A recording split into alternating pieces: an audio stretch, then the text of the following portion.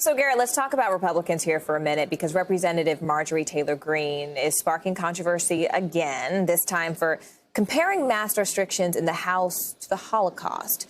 Of course, some Republican lawmakers did condemn her remarks, but they're also the same Republicans who either voted to impeach former President Trump or voted to strip Greene of her committee assignments over her past controversial remarks. So, Garrett, how is Republican leadership really handling this latest dust-up, this latest controversy surrounding her yet again?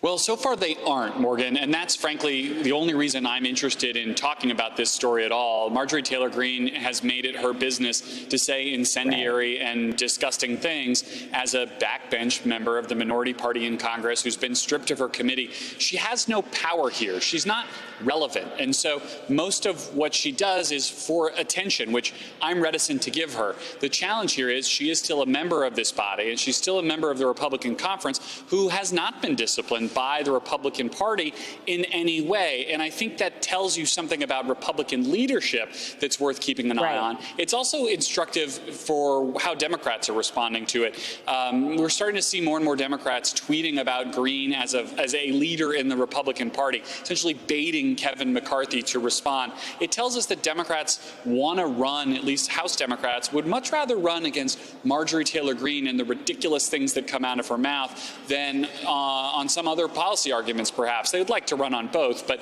if they can make Marjorie Taylor Greene the face of the Republican House and not Kevin McCarthy and not whomever Republicans nominate in swing districts, that helps Democrats potentially retain control of that chamber.